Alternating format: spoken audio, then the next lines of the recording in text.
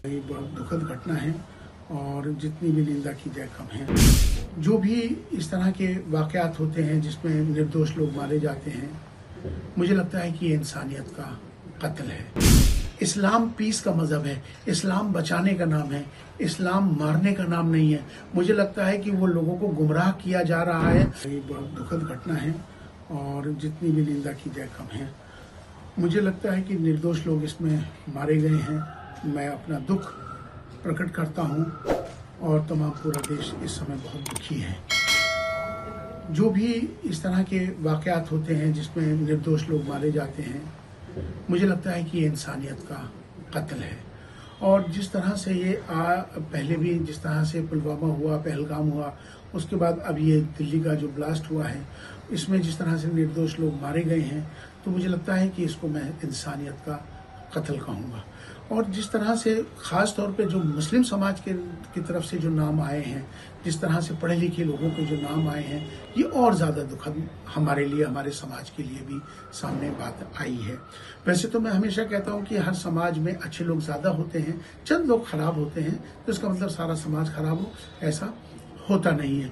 लेकिन फिर भी इस तरह की जो वाकयात जो वारदात हो रहे हैं, तो कहीं ना कहीं मुझे लग रहा है कि हमें इस बात की फिक्र करनी होगी। वो राष्ट्र विरोधी ताकतें सक्रिय हो गई हैं और वो पड़ोसी देश सक्रिय हो गए हैं।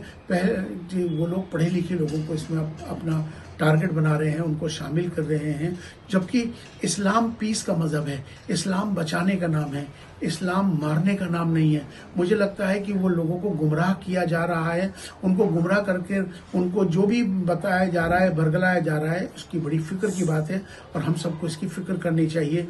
क्योंकि इस्लाम बचाने का नाम है, इस्लाम शांति का मजहब है। आज इस्लाम को बदनाम करने की साजिशें रची जा रही हैं। नाम तो है जैश मोहम्मद, लश्कर तोयबा, मोहम्मद की सेना और लश्कर तोयबा, मोहम्मद का लश्कर, नाम उन्होंने इस तरह के रखे हुए हैं। तो मैं तमाम आज अपील भी करना चाहता हूं, तमाम सबको बताना भी चाहता हूं, खास तौर पे जैश मोहम्मद और लश्कर तोयबा जो इन्होंने नाम रखे हैं, अल्लाह के वास्ते इस नाम को हटा दीजिए, क्योंकि ये आतंकवादी संगठन है। आतंकवादी नाम रखें, मोहम्मद को और इस्लाम को बदनाम ना होने दें। मोहम्मद सल्लल्लाहु अलैहि वसल्लम वो बचाने के लिए आए थे, रहमत बन के आए थे, रहमतुल लिल आलमीन थे।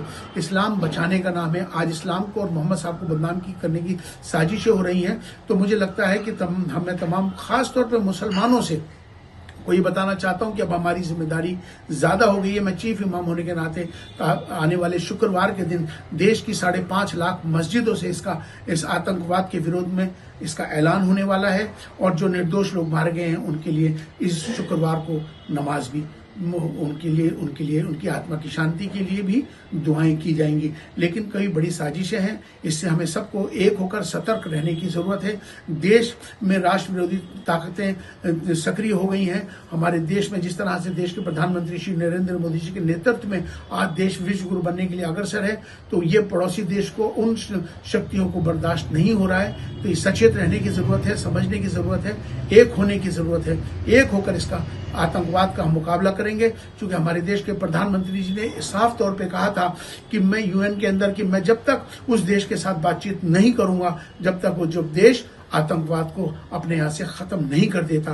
तो मुझे लगता है कि भारत ने आज इसकी शुरुआत, भारत इस आतंकवाद को बहुत जमाने से झेल रहा है और मुझे लगता है कि अब वक्त आ गया है कि सारे विश्व को आतंकवाद के विरोध में खड़ा होना होगा, तभी आतंकवाद का मुकाबला कर पाएंगे। चूंकि आतंकवादी हो या आतंकवाद, ये शैतान है और ये इंसानियत के दुश्मन है। आपने जैसे कहा मुस्लिम समाज को लेकर, तो कई बार जब नाम आते हैं मुस्लिम समाज के लोगों के जहाँ पर आतंकवादी घटनाएं, जैसे इस बार भी कई लोगों के नाम सामने आए हैं, आप ऐसे लोगों को क्या सीख देना चाहते हैं, क्या चेतावनी देना चाहते हैं? क्योंकि जिस तरीके से ऐसी घटना के बाद लोगों की जाने जा रही हैं और देश में जो अराजकता हो रही है, उसको लेकर क्या है? यकीनन इसी के लिए अब हमारी जिम्मेदारी ज्यादा है। मैं चीफ इमाम होने के नाते मैं तमाम मुसलमानों से, मुस्लिम संगठनों से ये अपील करना चाहता हूं कि अब आगे आइए, अब इस आतंकवाद के खिलाफ अपनी मुहिम को आगे बढ़ाइए।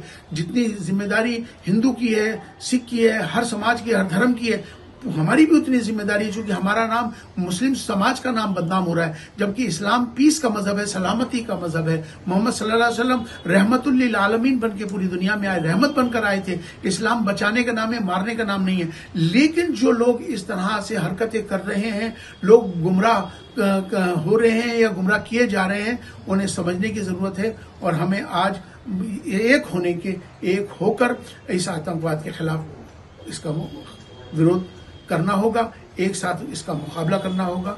हमें तभी एक होकर इस आतंकवाद को समाप्त कर सकेंगे। एक प्रश्न ये है कि अभी जिस तरीके से पद यात्रा चल रही है हिंदू संगठन की, बाबा बागेश्वर और कई साधु संत पद यात्रा कर रहे हैं, उसको लेकर क्या कहेंगे? देखिए, ये जो यात्रा चल रही है वो तो एक ऐसी यात्रा है जो धर्म की यात्रा है, वो यात्रा है जो जोड़ने की यात्रा है, वो यात्रा है जिसमें एक होने की यात्रा है, वो यात्रा है जिसमें भारत को एक करने का संदेश है। तो मुझे लगता है कि वसुदेव कुटुंबकम की जो बात है वो पूरे भारत को एक करने, पूरे विश्व को एक करने की यात्रा है। मुझे लगता है कि उस यात्रा को सबको एक होकर इस यात्रा में शामिल भी होना चाहिए, क्योंकि ये राष्ट्र की यात्रा है। और ये राष्ट्र की यात्रा, चूंकि हम हमेशा सबको की बात कहते हैं, हमारी सबकी जातियां जरूर अलग हो सकती हैं, हमारी पूजा पद्धति सबकी जरूर अलग हो सकती है, हमारे इबादत करने के तरीके जरूर अलग हो सकते हैं, हमारे पंथ जरूर अलग हो सकते हैं, लेकिन हमारा जो सबसे बड़ा धर्म इंसान और इंसानियत का है। भारत में रहते हम सब भारतीय हैं। आओ हम सब मिलकर भारत को मजबूत करें, भारतीयता को मजबूत करें। राष्ट्र सर्वोपरि है, राष्ट्र प्रथम है।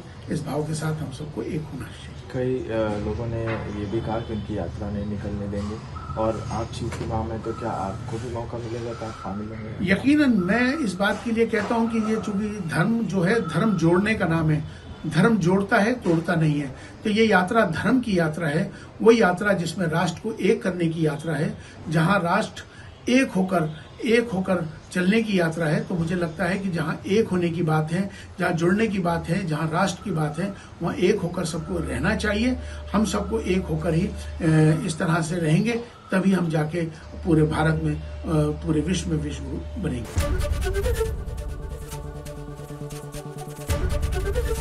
एबीपी गंगा, खबर आपकी, जुबान आपकी।